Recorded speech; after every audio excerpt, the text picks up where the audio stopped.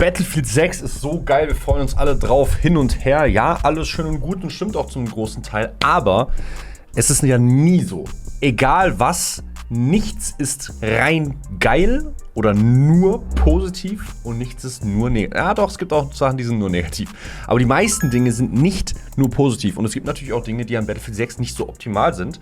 Und ich bin noch nicht der allergrößte Battlefield-Experte, der gute Jack Frax allerdings schon. Und heute schauen wir uns ein Video an, was den Titel trägt, was mir an Battlefield 6 nicht gefällt.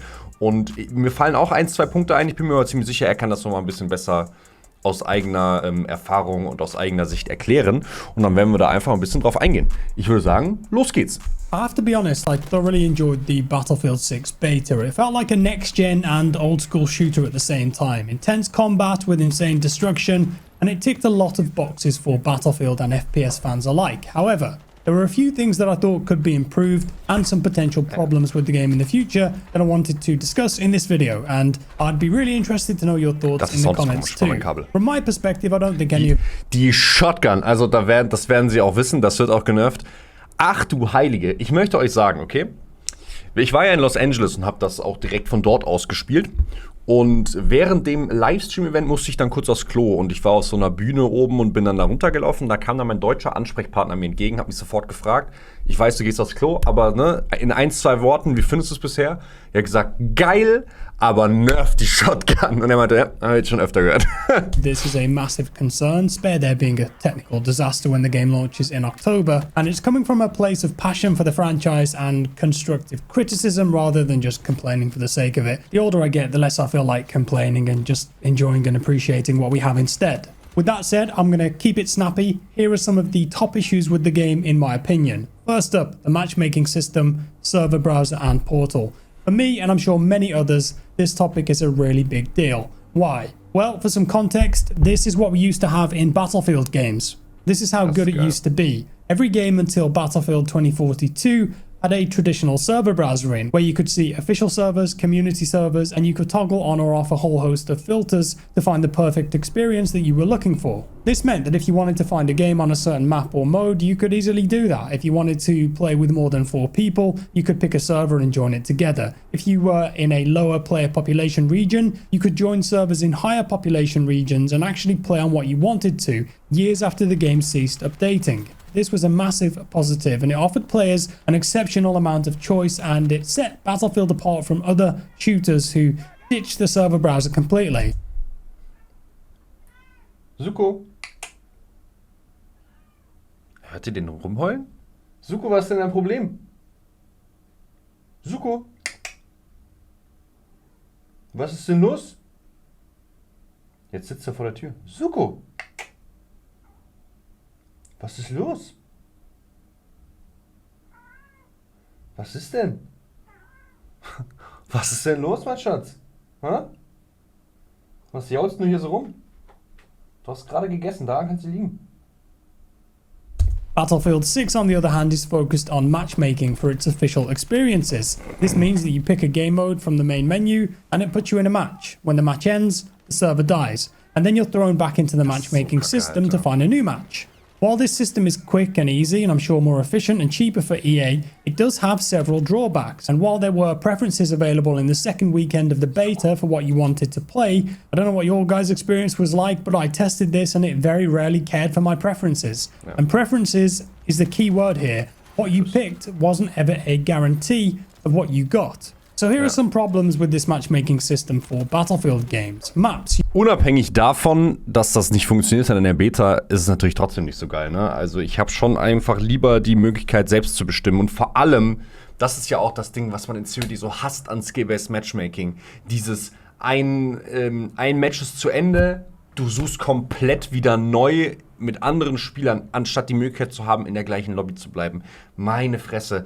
Ich habe keine Ahnung, wo dieser komische Industriestandard herkommt und wer diese Entscheidung getroffen hat. Aber da sollte man wirklich einfach mal den wirklich absolut beleidigen dürfen, weil so eine Scheiße, oder? Was das mit dieser Gaming-Industrie macht, mein Gott, gib doch den Leuten die Möglichkeit, mit den gleichen Leuten nochmal zu spielen. Da sind doch auch so lustige Sachen entstanden. Ich habe damals Leute in Call of Duty-Lobbys kennengelernt. Dann war die Lobby vorbei. Es hat nicht automatisch ein neues Match gesucht, sondern du bist wieder in dem Bildschirm gelandet, was du als nächstes spielen möchtest, welche Map, welcher Modus und sowas. Und es waren die gleichen Leute immer noch drin. Klar, manche sind gequittet, neue kamen rein und sowas. Aber so hast du Leute kennengelernt. Du hast theoretisch den ganzen Tag eine gleiche Lobby spielen können mit den gleichen Leuten. Gibt's nicht mehr. So eine Scheiße. Muss man wirklich sagen, wer da die Entscheidung getroffen hat, ihr seid wirklich minder bemittelt. So. Mein Rage um 10 Uhr morgens. You end up playing the same maps in a row. And many times you end up on the same side of the maps, always being put on the defending side on breakthrough or rush, for example, which was very common for me in the beta. No persistence, as I said, when the game ends, all of the players are kicked out and put back into the lobby. Although there were 64 players on the server at the end of the match, rather than keep them there and cycle to a new map, the system insists on kicking them all out back to the lobby. No persistence in official matches is a huge loss for Battlefield. You don't get to build up a sense of camaraderie with the players in your squad or team, or a sense of rivalry with the enemies. And it means that there's no way to play on official servers with default rules in a playlist that cycles through all of the maps in Conquest 64. This used to be one of my favourite ways to play Battlefield on official servers, and if there isn't a quick play option on the main menu for a playlist that rotates you through every map in Conquest or Breakthrough on launch of the game, it will be a massive disappointment for me and I'm sure many others. I know some of you are probably screaming at me right now saying that's what Portal's for, so let's talk about it. Portal gibt es übrigens. Das muss ich jetzt hier dazu sagen, vielleicht viele von euch sind nicht so krass into Battlefield, muss ich kurz erklären. Portal ist der Modus, wo du als Community selbst Spielmodi und Server und sowas bauen kannst. Da gibt es auch einen Serverbrowser für, aber das nehmen dann nicht die offiziellen Battlefield-Standard-Server, ne? Und damals war es eben so, dass es dann dementsprechend beides gab, beziehungsweise seit Portal eben nicht mehr, aber man konnte die offiziellen Server durchforsten und eben auch Community-Server. Was ist denn los? Suko! Der ist nur am Rumheulen heute. Portal, you'll be able to set up servers with whatever settings you choose and then browse them in a server browser. If you want, these servers can be persistent too, and anyone can host a server for free here. Great job, Dyson here. Amazing. So, for example, in theory, yes, John Doe could host his own server here with the official rule set that rotates through all of the maps on Conquest. Amazing. But the issue with this is, how is John Doe going to get players to join his server and fill it up with 64 players to get the match started in the first place? How is he going to do it? If you've trained players to click on a square on the main menu so they can play, why would they ever click on Portal and then look through a list to find a server? Vor allem, du kannst ja einfach beides geben, ne? Du kannst einfach im Hauptmenü die Auswahl stellen, der und der Spielmodus, und dann wirst du auf den nächstgelegenen Server mit Platz geschickt. Oder du gehst auf den Serverbrowser und suchst dir selbst aus, wo du hingehst. Also es gibt ja die Möglichkeit, dieses Hybrid-System einzustellen. Maybe John Doe gets 2 or 3 players to join who are longing for that old school Conquest 64 all maps persistent server, but one gets bored and quits, the other waits for a while, got to pick their kids up from school, they disconnect from the game, no one else joins, John Doe shuts the server down and doesn't try ever again. This is the problem with Portal. It's a function, behavior, and visibility issue. In BF 2042, outside of AFK XP grinding servers or hardcore rule sets, there's no traction. So what would I do if I was in charge to fix all this? Well, first, I'd list official quick play servers in the Portal server browser as well as community servers and give players all of the filters that we used to have. This would actually incentivize people to use the server browser again to look for the tailored experience that they desire, official rule set or not.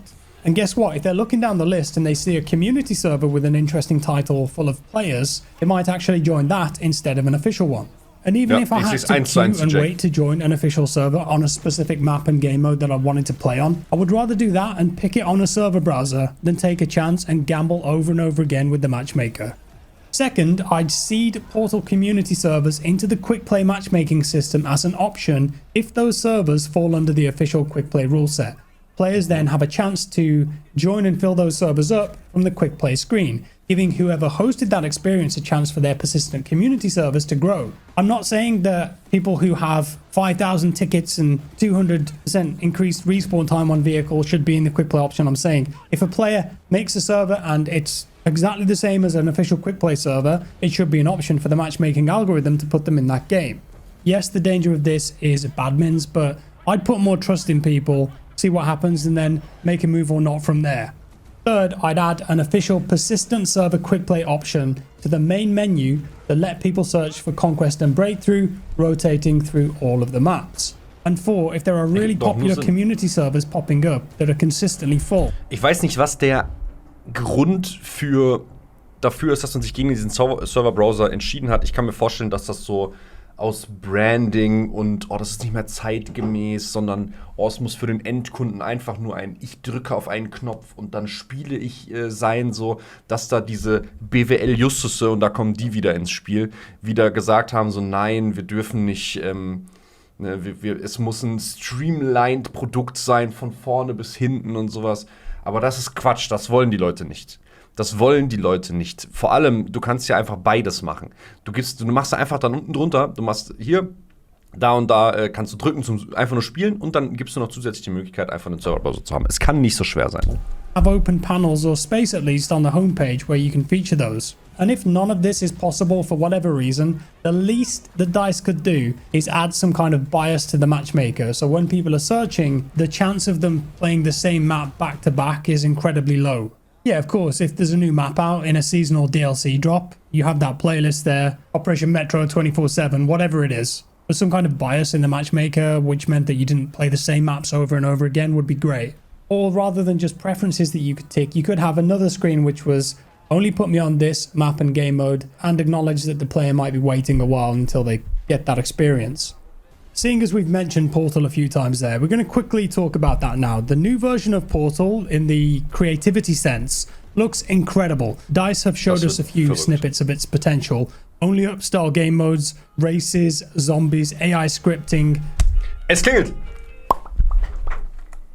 Top-down 2D shooters, tower defense, single-player experiences. You can place geometry and assets. You've got Godot support, giving players the ability to make their own maps, basically. Dust 2, Shipment, Facing Worlds, Caspian Border, why not? It's all going to happen week 1 of Portal. The possibilities are crazy with this, and this thing could be an explosion for Battlefield if EA play their cards right, because we all know how powerful modded experiences can be. My big concern with it is that, let's say Portal releases on the same day as Battlefield 6, October 10th. And outside of maybe 2 or 3 custom game modes that the developers have made themselves, what other options are going to be there for players to engage with and be interested in? Let's be honest, if the official only up from DICE only takes 5 minutes to complete and get to the top, you're going to play it once and never again. If there's a jet race but it's only on one map, you'll play it once and never again. So how do you get around this and get those interested in Portal to stick around and foster growth and expansion of it?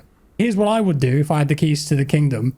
By now, months ago in fact, I would have reached out to people who do this kind of stuff and do it well. For example, the top Fortnite creative people, the top Halo Forge people, the top modders out there, people who know how to use game engines, and pay them to create experiences in Portal that would be ready to go on that day 1 drop. So rather than there just being a couple of throwaway game modes right at the start that maybe people will play once or twice and going to leave a bit of a bad first impression, Mehr. Ich glaube auch, dass ich tatsächlich so Portal eine Woche nach Release, glaube ich, erst releasen würde. Und dann genau so, wie er das jetzt gerade sagt, dass du eben einfach von Anfang an da schon Maps und Modi drin hast, die Portal allgemein interessant lassen und nicht dieses, okay, jetzt habe ich da 2, 3 Sachen gespielt, aber jetzt ist es schon wieder uninteressant. In ein paar Wochen schaue ich vielleicht mal wieder rein, weil dann werden die Communities halt ganz gute Sachen gemacht haben. Aber wenn viele Leute so denken, dann wird es gar nicht so einen großen Ansturm geben am Anfang auf Portal und dann wird es sich für viele Leute gar nicht lohnen, da viel Zeit in Maps zu investieren, weil sie dann sehen, so, spielt ja doch keiner. Weil die Leute erst Wochen später irgendwie mal wieder reinschauen.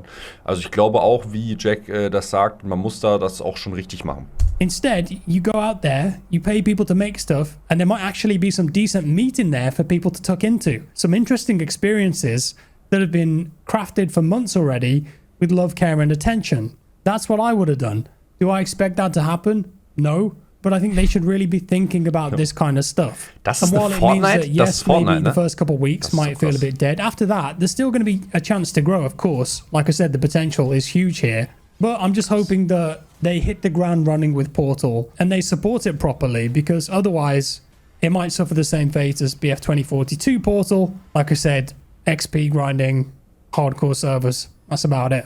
So EA, put some weight behind Portal. That's all I'm asking for. Next, options menu. The options menu is very difficult to navigate in this game. Ja, While I appreciate the fact that there are so many options and customization in the game. Es gibt so viele Optionen, aber es gibt nicht die Möglichkeit, im Menü die Tiefenschärfe auszustellen. Also, dass wenn du ins Visier gehst, die Waffe und dein Rotpunktvisier und alles mögliche halt so verschwommen ist und sowas. Total kacke. Ich hoffe, das gibt's zu Release. It's a nightmare to find what you want sometimes, menus upon menus. So adding a search function would massively help with this. Yeah. And also the ability to favorite options or specific option menus that you come back to again and again would be great. Moving on to some gameplay stuff now. Where were the ribbons and medals? I would love to see those making a return when I'm earning them or completing certain actions and missions. Oh, das war so geil. Doritos everywhere. Spotting was crazy in the beta build. Doritos everywhere. It Stimmt, seemed ja. like everyone was spotted at all times, and all you had to do to spot someone was just look at them, even through smokes on occasion. I don't know if it was a bug or this was just intentional, but because of this, you end up playing from the user interface rather than observing what's actually in front of you or your surroundings or what you can hear. It's just not as fun or engaging. Das ist mir gar nicht so aufgefallen. Ich dachte, die Punkte sind einfach immer über den Gegnern drüber und nicht, dass die erst so gespottet So I'd werden. like to see them tone down the spotting. Increasing player visibility goes hand in hand with this too. Weapon recoil. Many of the weapons felt similar and like laser beams when you had the right attachments on them. I like a bit more character in my Battlefield gunplay. Tips hat. DICE did address this in a recent blog post though, so it looks like the gunplay in the full game will feel different than the beta. We'll have to test that in future builds, obviously. Ich finde nicht, dass die Waffen zu wenig Rückschuss hatten. Ich finde einfach, aber wie er schon sagt, die haben sich sehr ähnlich alle angefühlt. Also so ein bisschen mehr unterschiedliche Charakteristiken wären geil, ja. Instant death, the time to death, felt very quick at times and was a bit inconsistent. I had experiences that felt like I was dying in one frame to LMGs and assault rifles, which... Beziehungsweise, sag's mir. Oh, jetzt fällt mir das Wort nicht ein. Was not Ihr wisst, was ich fun. meine. I also experienced many deaths behind cover. Hopefully they can fix that up. Footstep audio I found was quite inconsistent. It was good at times, bad at times. I'm not asking for Counter-Strike levels of pinpoint accuracy, but directional footstep audio was definitely getting lost in the source in the Battlefield 6 beta every now and again.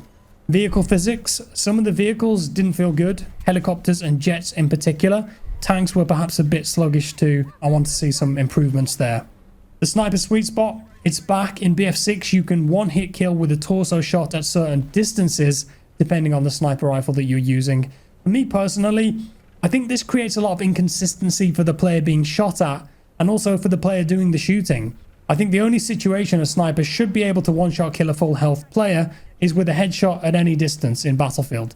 Just my 2 cents. Also, there was a massively overpowered rangefinder attachment in the beta that ranged your scope to the exact distance of the target that you were looking at, essentially eliminating bullet drop even for extreme ranges. I did talk about this in a previous video. If you want a deeper explanation, it's up on my channel. But generally speaking, I felt that it took a lot of the skill, fun and satisfaction out of sniping.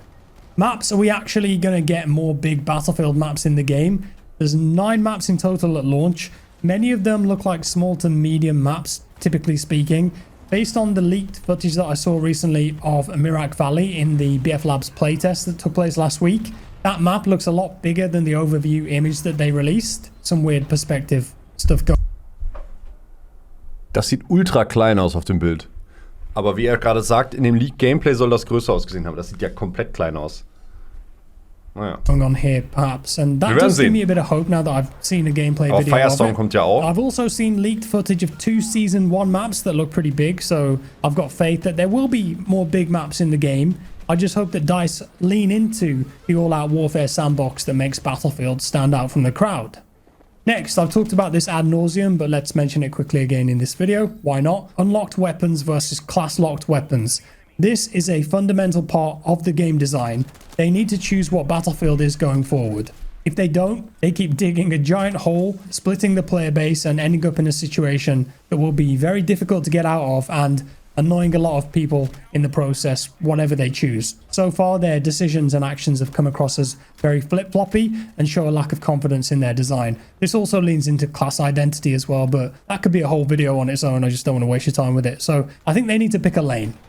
Finally for today, for some people, this is a big deal. Check ich ja, das mit den Klassen ist ein Ding. Ich glaube, dass du heutzutage einfach zu viele Leute verwirren würdest, wenn du sagst, so die und die Waffe ist geil, teste die mal und dann geht der in irgendeinen Operator rein, in den Medic und sieht die Waffe da nicht, denkt sich dann, wo gibt's die denn? Wieso gibt's die denn da nicht? Die muss ich vielleicht dann anzeigen und so, dann muss da drüber stehen, nur verfügbar als Engineer oder wie auch immer. Aber ich finde das auch eigentlich geil, wenn die Waffen klassenspezifisch sind. A deal breaker in fact, and for others they simply don't care about this stuff at all. Humor me for a moment please. Look at this BF6 beta footage right now.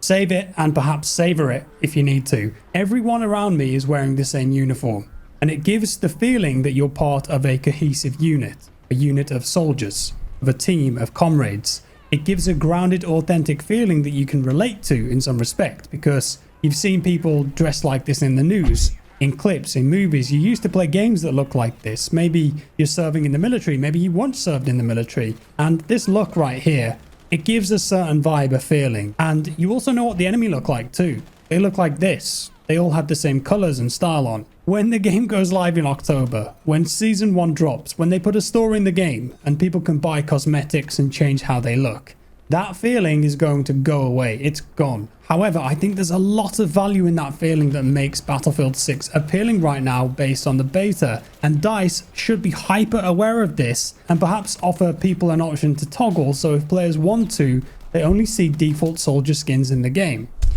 Das wäre tatsächlich, für COD ist das ja auch so ein Ding, was viele gesagt haben, hätten sie gerne.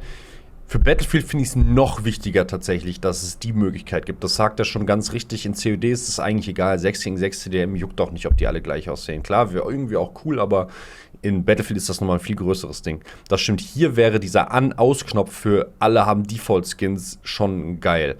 Aber sie haben ja auch schon gesagt, DICE und EA, dass es keine verrückten Skins geben wird. Aber natürlich werden die ein bisschen anders aussehen. Ne? Da wird mehr Farbe drin sein, sowas. Es wird eben nicht mehr jeder Soldat gleich aussehen. Das heißt, wie er schon sagt, dieses Feeling wird schon ein bisschen verloren gehen. Look at this. This is the Phantom Edition of Battlefield 6. And these are some of the skins that you have the option to choose from if you buy that version of the game. First up, black and red character models. I think these guys look pretty cool, but they do look quite different, don't they? Here's the M1 Abrams tank skin that you get, black and red with lines on it. The iconic M1 Abrams look and feel goes away. And there's also this, a black and red gun camo with lines on. This one, to me, starting to look a bit like Transformers now. So that feeling, Bro sollte kein COD spielen. that grounded vibe that the game had in the beta is going to start fading away. And with every new season, it will phase out. Just an observation, it's up to DICE based on what cosmetics they put in the game, of course, how outlandish they go with it, but if they want to retain that grounded, authentic feel that many FPS gamers are striving for right now, I think a toggle for players to only show default skins would go a long way and appease both parties. So with that said, that's all I got for today. A bit of an abridged version of some of the stuff that I didn't really vibe with in BF6 and maybe some concerns for the future. Do let me know your thoughts down below. Really appreciate you watching, and it's just my opinion, of course. I'm not saying that I'm right about this stuff, it's just how I feel as a Battle. It's just one man's opinion. Woher ist das? Das wissen wirklich nur Legenden.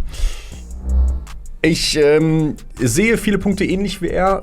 Ich sehe jetzt aber keinen dieser Punkte als absoluten Dealbreaker, und wenn das nicht geändert wird, wird das Spiel scheiße. So oder so, es wäre natürlich trotzdem cool, Jack Frags. Ich habe mich komplett abgeholt, also abholen lassen von den Punkten, die er genannt hat. Es wäre cool, wenn da DICE, EA noch so ein bisschen drauf hören. Andererseits kommt das Game in einem Monat raus. Riesengroße Änderungen kann es in so kurzer Zeit natürlich nicht geben. Das mit dem Serverbrowser wäre aber wirklich geil. Oder zumindest, dass man halt wirklich, wenn man auf einem öffentlichen Server ist, dass man dann da drauf bleibt und sowas und nicht automatisch neu sucht. Das wäre alles sehr nice. Ja. Eure Meinung gerne in die Kommentare, gerne auch der ein oder andere Battlefield Pro, wie auch immer, der da mehr weiß als ich, der das besser einordnen kann, sagt da gerne was zu. Und dann würde ich sagen, lasst gerne ein Like da, lasst gerne ein Abo da, wir sehen uns im nächsten Video oder im nächsten Livestream. Haut rein. Ciao, ciao.